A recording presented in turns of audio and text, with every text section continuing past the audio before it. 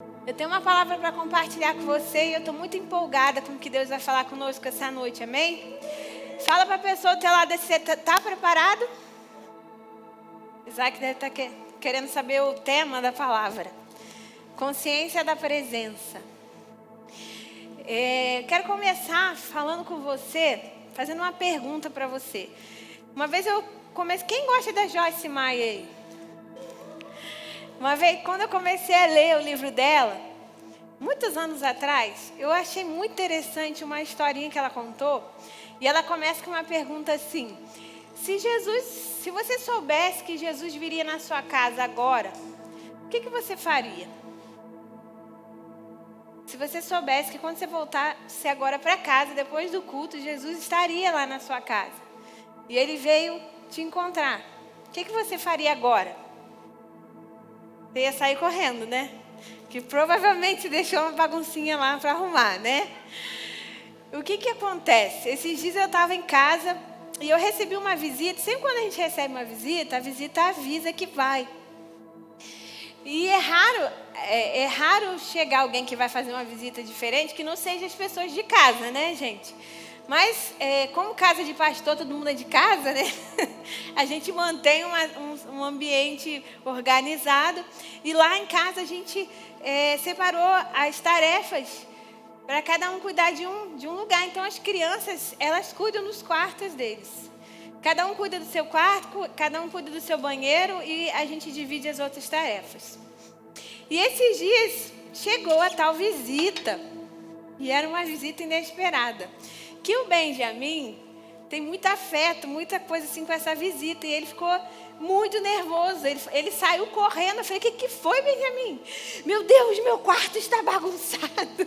E ele saiu correndo, fechou, pegou a chave, trancou o quarto dele. Eu falei: calma que ninguém vai entrar no seu quarto. Mas eu achei aquilo tão interessante. E fiquei pensando também nessa historinha da Joyce, que fala um pouco dessa questão da gente não estar pronto, da gente viver procrastinando, da gente viver o amanhã em vez de viver o aqui e agora. Eu acredito que nós vamos sair daqui diferentes, amém? Muitos estão vivendo, esperando o amanhã. E a palavra de Deus diz que a gente não sabe nem o dia e nem a hora que ele virá. Vira para a pessoa do teu lado e diga assim: você não sabe nem o dia e nem a hora. Como é que você está hoje?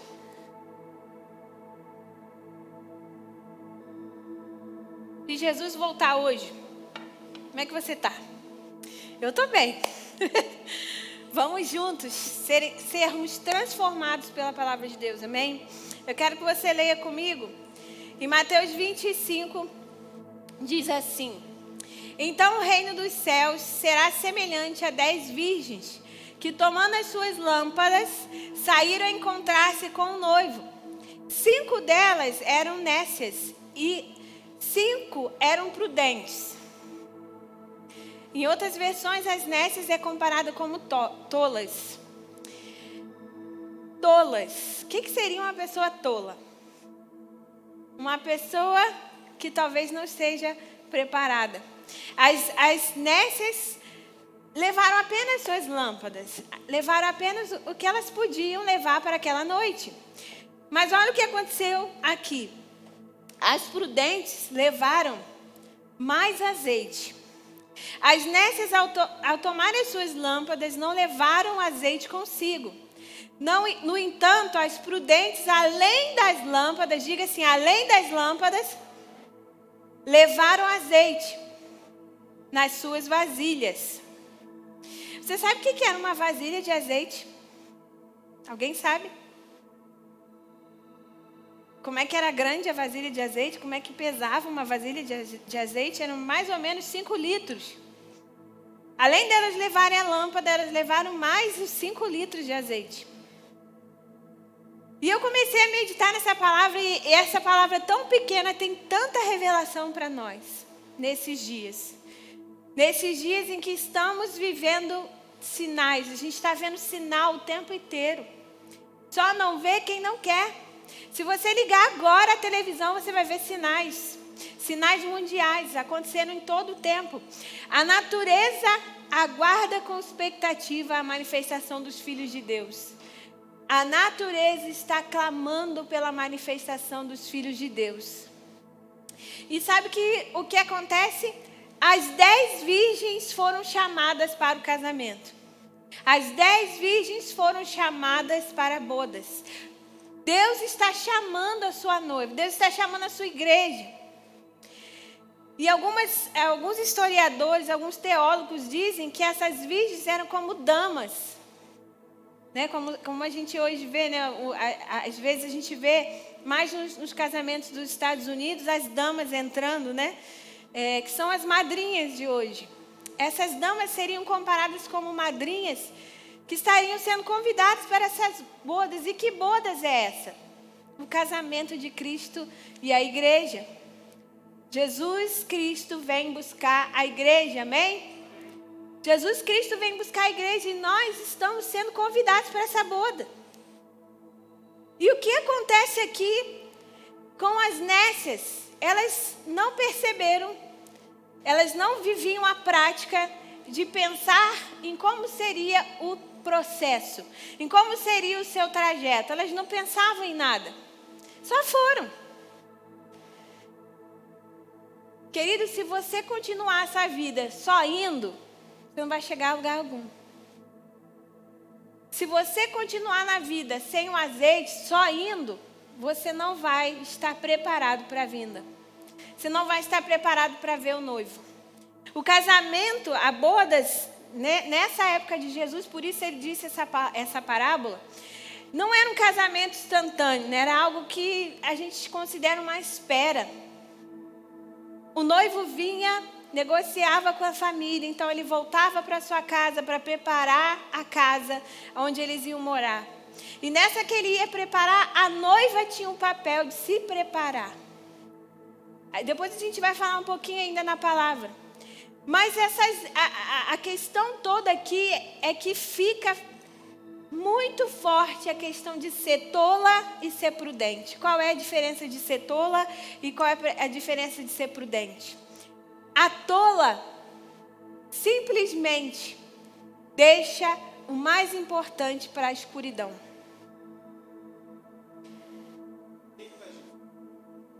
Vamos ler mais um pouquinho? Então as lâmpadas levaram azeite nas vasilhas e tardando o noivo. Ou seja, elas não se prepararam para um atraso. Será que Deus atrasa, gente? Hein, gente? Por que Jesus está falando isso aqui na palavra? Tardando o noivo. O que significa tardar o noivo? Foram todas tomadas de sono e adormeceram. Gente, desculpa que eu botei aparelho, eu estou falando meio... Todas tomadas e adormeceram. Fala para a pessoa do teu lado, acorda, hein? O tardar do noivo não deve ser uma espera sonolenta. Mas à meia-noite ouviu-se um grito. Eis o noivo, saiu ao seu encontro. Então se levantaram todas aquelas virgens e prepararam as suas lâmpadas. Diga para a pessoa do teu lado, prepara a sua lâmpada. Mas as nécias disseram, dai-nos do vosso azeite, porque as nossas lâmpadas estão se apagando. Mas as prudentes responderam, não, vamos parar por aqui, vamos entrar mais aqui. A espera do noivo. Quem está esperando o noivo aí? Eu quero te falar uma coisa. As trevas não vão embora. A gente vai esperar ele na escuridão.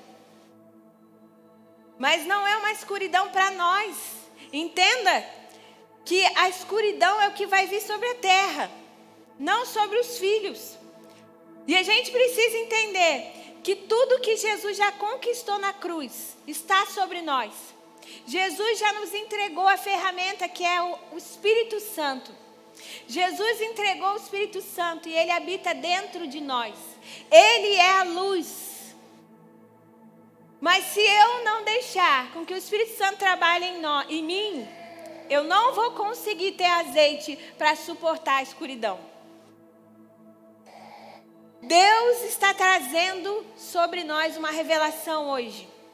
Não deixe para amanhã o que você precisa fazer hoje. Não deixe para amanhã. Toda palavra que Jesus trazia, toda parábola que Jesus trazia, ele trazia o princípio de ser fiel no pouco. Seja fiel no que Deus está te dando. Deus já te deu uma lâmpada, Deus já te deu o Espírito Santo e você pode esperar acordado a vinda de Cristo. Mas por que algumas pessoas adormecem nessa espera? Se deveria ser uma espera feliz, uma espera desejosa, uma espera alegre. Você imagina hoje, quem está casando aí, quem está noivo, olha que dá tanta felicidade a gente fazer projetos, como é que vai ser o casamento. Como assim dormir no meio desse caminho? Sobre a terra está vindo uma mentalidade de desesperança.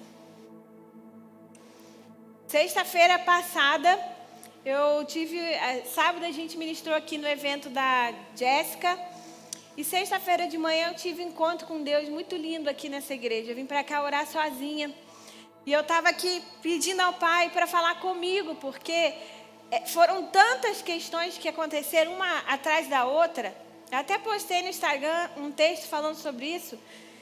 Foi a perda do meu pai, depois vieram outras perdas de outras pessoas. E aí aconteceu tragédia, e aí aconteceu outra tragédia, e aí o Afeganistão, e aí, como a gente fica?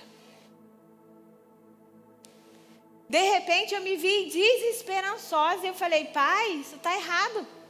Essa não é verdade de quem está vivendo diante da tua presença.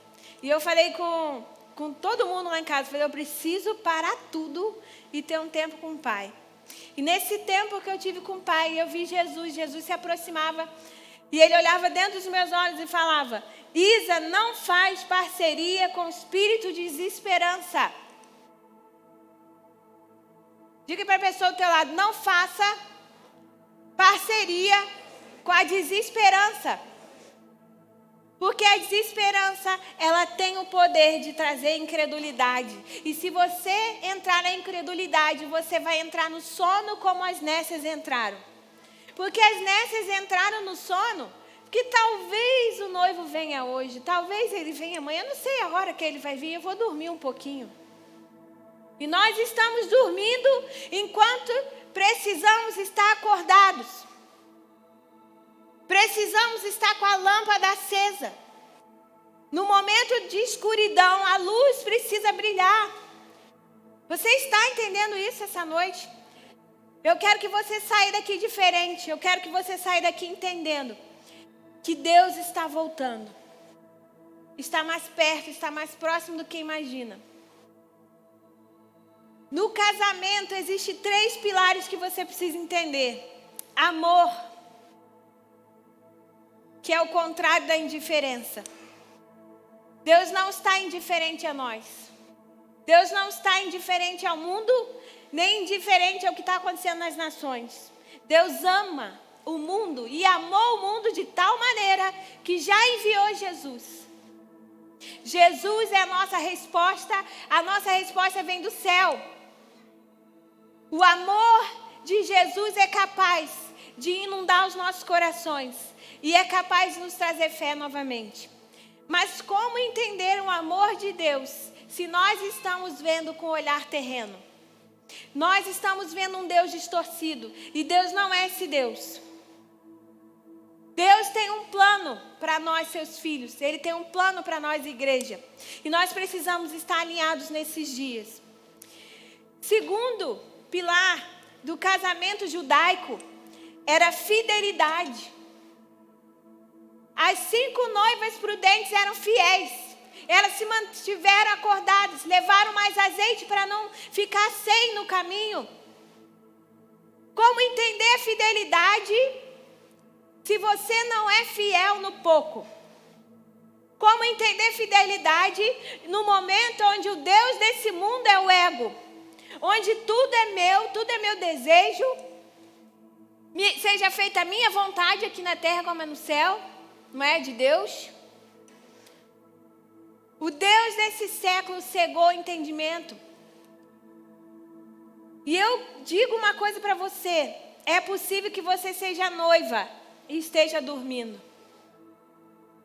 É possível que você seja uma dessas virgens e esteja dormindo. Fala para a pessoa do teu lado, acorda.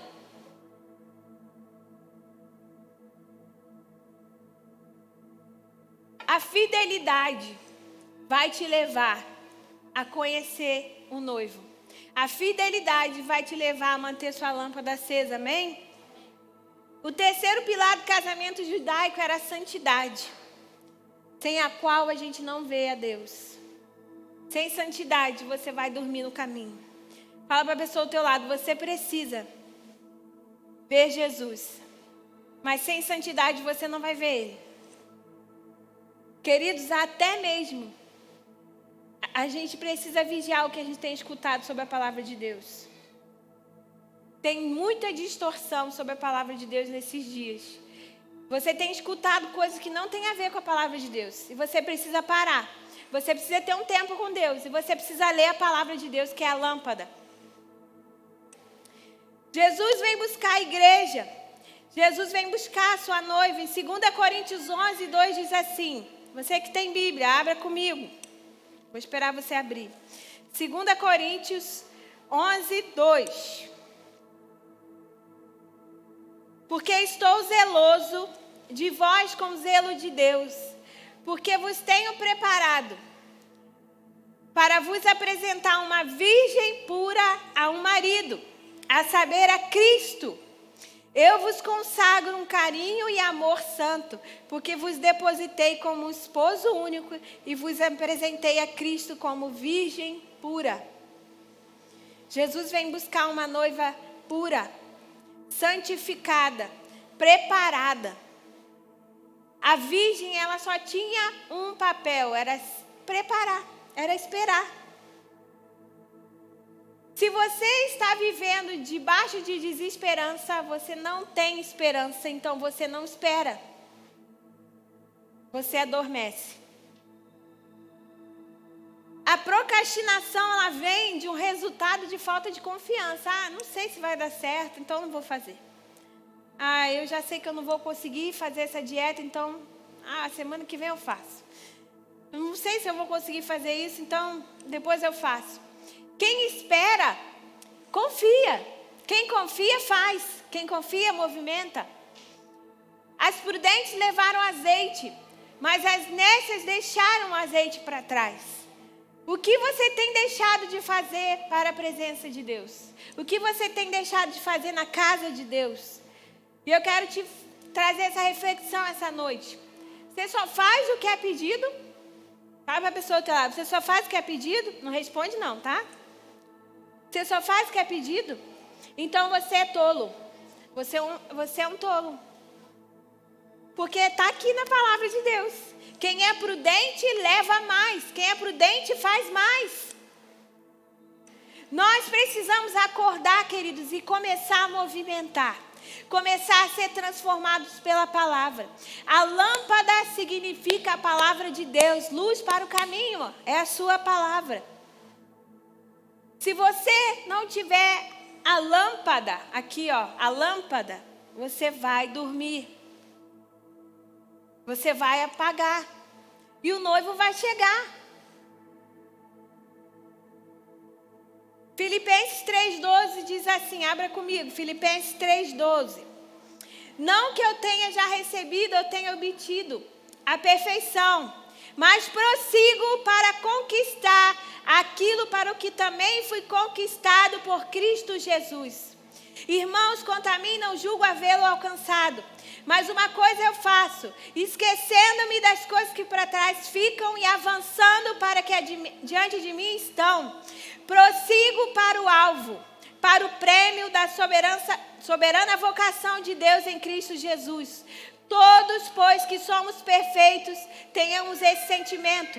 E se porventura pensais de outro modo, também isso Deus vos esclarecerá. Todavia, andemos de acordo com o que já alcançamos. Em outras versões diz, desenvolvei a vossa salvação. Deus está nos chamando a desenvolver. Deus está nos chamando a deixar para trás o embaraço. O que você precisa deixar essa noite? O que você precisa deixar? E essa palavra trouxe muito temor para mim. Quando eu pensei, Jesus, todas elas eram damas, todas elas eram virgens. Todas elas receberam a lâmpada, mas 5 ficaram para trás. E eu quero falar algo que tem tocado muito o meu coração. Talvez você seja um profeta. Talvez você seja usado em dom. Talvez você toque um instrumento, louve a Deus, seja um levita na casa de Deus. Talvez você seja um líder. Mas se você não tiver óleo, quando a escuridão chegar, você vai ficar para trás. Isso é muito sério e com temor eu preciso falar para você essa noite. Para de procrastinar a sua vida cristã. Para de falar que é evangélico e cristão e não vive a vida de Cristo. Isso não é real. E na hora da escuridão precisa ser real. Nós estamos passando por um novo tempo. Deus está chamando a igreja para um novo tempo e você precisa acordar. Para de pensar só nos seus desejos, as suas vontades. Quem pensa em si não morreu. Cristo não vive em você ainda. Cristo só vive onde há morte. A morte do eu, para Ele governar. Porque é Ele que tem que subir no trono da nossa vida. Ele tem que ser o primeiro na nossa vida. Se Ele não for o primeiro, você não é cristão. E eu quero ler para você. Tiago 4,4 diz assim: de onde procedem guerras e contendas que há entre vós? De onde, senão dos prazeres que militam na vossa carne? Cobiçais e nada tens, matais e invejais e nada podeis obter. Viveis a luta e fazeis guerras. Nada tendes, porque não pedis. Pedis e não recebeis, porque pedis mal, para esbanjares em vossos prazeres. Não compreendeis que a amizade do mundo é inimiga de Deus? Aquele, pois, que quiser ser amigo de Deus, seja inimigo do mundo. Ou supondes que em vão afirma a Escritura, é com ciúme que por nós anseia o Espírito de Deus. Uma vez eu estava em uma igreja e eu recebi uma palavra profética de um homem muito inspirado por Deus. Ele virou para mim e disse: Isabela, Deus tem ciúme de você. Eu nunca entendi aquela palavra. Falei, como que Deus, tão puro, tão santo, tem ciúme de alguém? Mas essa palavra que tem ciúme é uma palavra que diz que Ele tem anseio. Ele quer nos guardar, Ele quer nos proteger. É com ciúme que por nós anseia o Espírito Santo. Você está me ouvindo? O Espírito Santo anseia por você. O Espírito Santo anseia em viver em você. Mas você precisa dar lugar a Ele. Antes Ele dar maior graça pelo que diz: Deus resiste ao soberbo, mas dá graça aos humildes. Sujeitai-vos, portanto, a Deus. Resisti ao diabo e ele fugirá de vós. E eu quero te dizer uma verdade. Se o seu eu governa, você ainda não se tornou humilde. Porque a palavra de Deus diz: sujeitai-vos, portanto, a Deus. Se existe uma voz que fala dentro de você, que não é a voz de Deus, não existe sujeição. É possível que algumas pessoas sejam noivas, compradas, recebam a promessa, mas não estão mais com a chama acesa, porque o óleo acabou. É possível alguém estar dentro de uma igreja, dizer que ama a Cristo, mas lá fora, quem governa é o seu próprio eu. As nécias são semelhantes às tolas, imprudentes. E Jesus diz isso em algumas parábolas. Em uma delas ele diz que o tolo é aquele que ouve a palavra e não a pratica. Mas o prudente pratica a palavra para resistir no dia mau. Como você vai resistir à escuridão se você não pratica a palavra? Se você não permite que o Espírito Santo produza em você frutos. E a gente vai falar um pouco sobre isso. O sono que veio sobre as nécias era um sono da desesperança. Era um sono do pecado, talvez, da distração. O que te dá sono, querida? O que está te fazendo estar apagando em um momento que você deve despertar? Para muitos, está assim uma felicidade ver os sinais e maravilhas acontecendo, porque Jesus está voltando. Essa é a nossa esperança, essa é a nossa alegria. E Paulo mesmo falava, é melhor que eu morra, eu vou lucrar mais em estar com Jesus do que estar aqui. Mas para outros, não, mas está muito ruim, está muito difícil. Nós que cremos nas promessas, deveríamos estar vivendo gratidão e alegria nesse tempo. Dizendo, Ele está voltando. E você precisa se levantar e pregar o Evangelho, amém? Porque Jesus vai usar você. Qual tem sido a sua distração? Justiça própria? Prazeres desse mundo? Ser noiva não vai te impedir de não entrar no céu. Não adianta ser só noiva. Não adianta só receber uma promessa. E também não adianta só ter a lâmpada. Você precisa ter o óleo. Sem óleo você não vai ter fogo. Sem fogo você não vai enxergar Jesus na escuridão. Vira para a pessoa do teu lado e fala assim, sem fogo você não vai ver Jesus. Escuta. Deus falou algo comigo muito forte nessa palavra. E eu quero até dizer para você que um confronto às vezes muda a nossa vida. E eu fui confrontada com essa palavra, por isso eu estou falando para você essa noite. Só tem óleo, só tem azeite, porque teve fruto. Só tem azeite, porque teve fruto.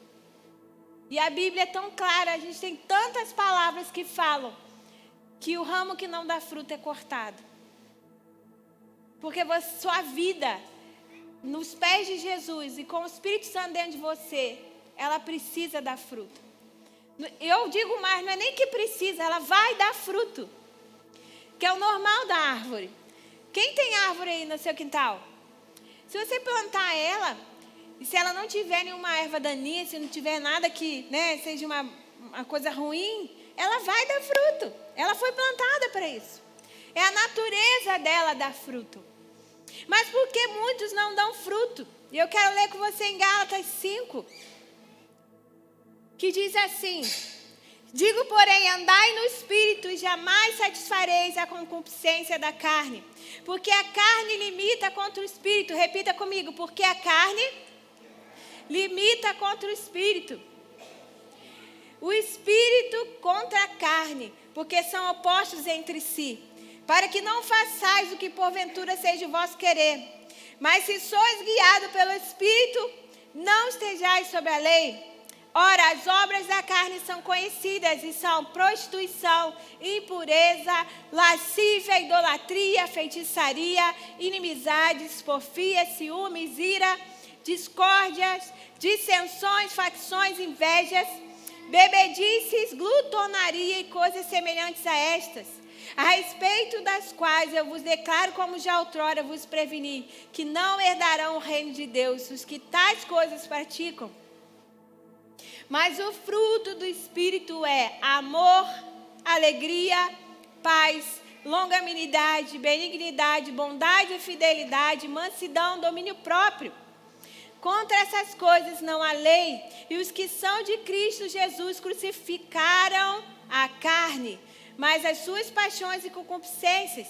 Se vivemos no Espírito, andemos também no Espírito. É possível você fluir em dons, mas não ter fruto. Porque só tem fruto quem permite o Espírito Santo governar. Se você permitir o Espírito Santo trabalhar em você, você precisa se sujeitar.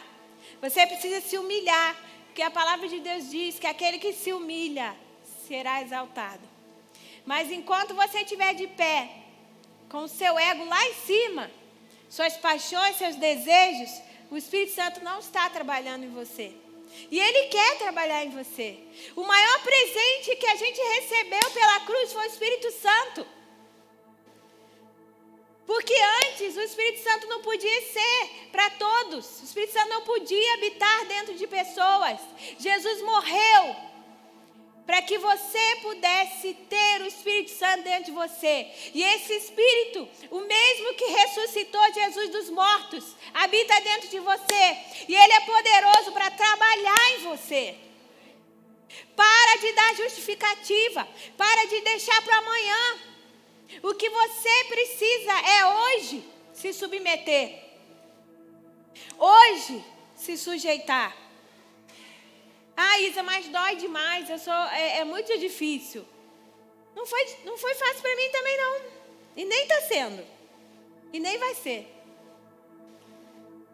Porque nós precisamos entender que a obra é dele, o que ele faz é para a glória dele, não é algo que eu possa fazer. Ele já fez, mas eu preciso permitir. Há uma escolha que é só sua.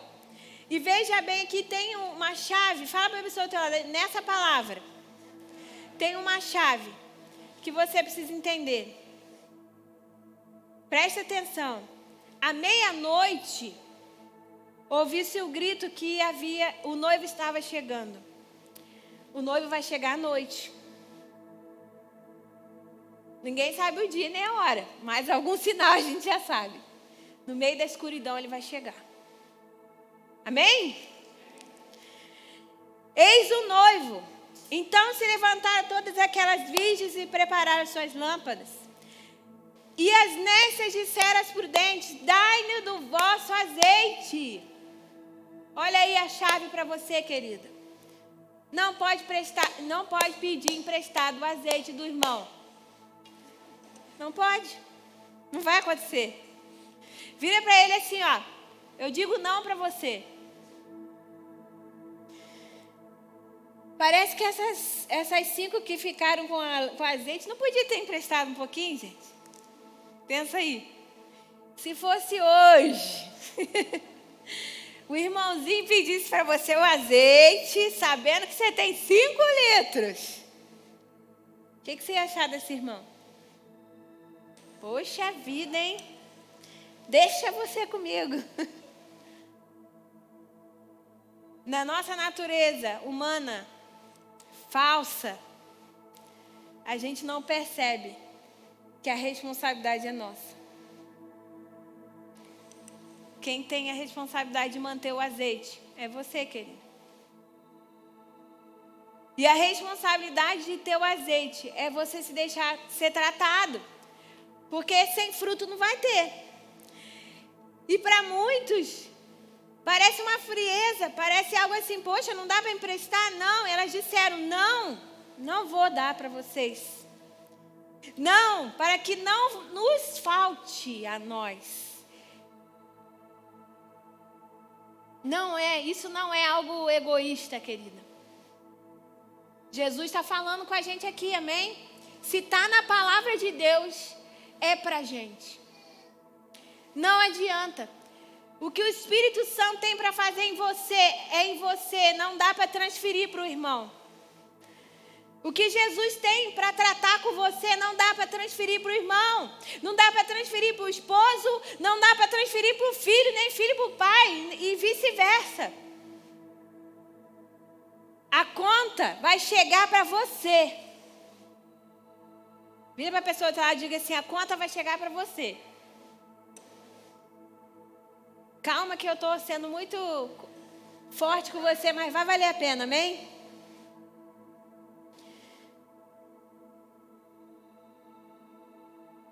Dai-nos do vosso azeite.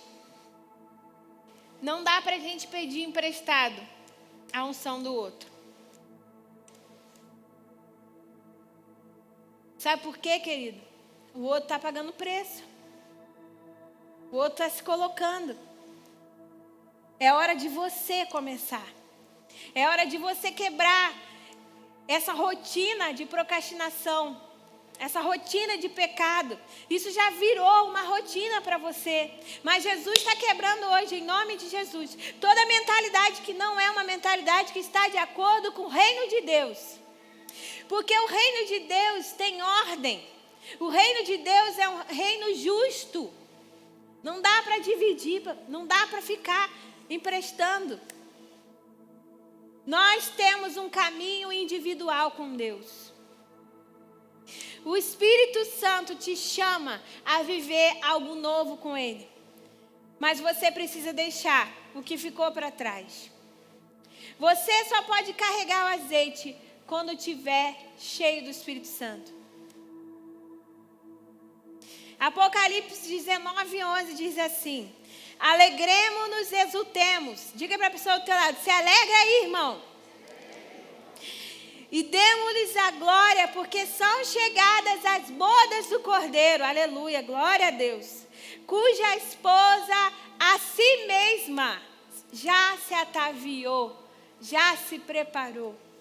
Pois lhe foi dada vestir-se de linho finíssimo. Tudo que nós precisamos, Jesus já preparou. Nossa roupagem, Jesus já preparou. A nutrição da sua alma, Jesus já preparou. A nutrição do seu espírito, Jesus já preparou. Só precisa da sua atitude em dizer sim.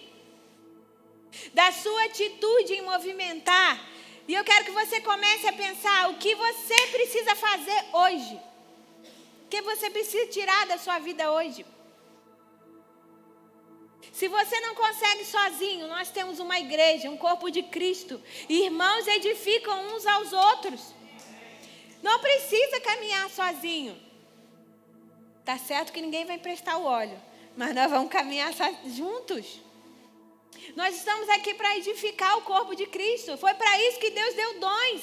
Só existe um dom que é para a gente, que é o dom de língua, mas todos os outros é para edificar o corpo de Cristo. Se prepare. Fala para a pessoa do teu lado, se prepare.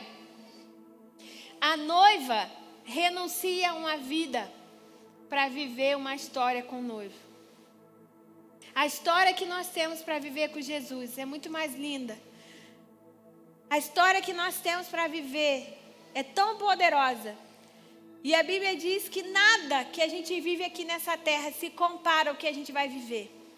A palavra de Deus diz que a nossa leve e momentânea tribulação produz para nós eterno peso de glória.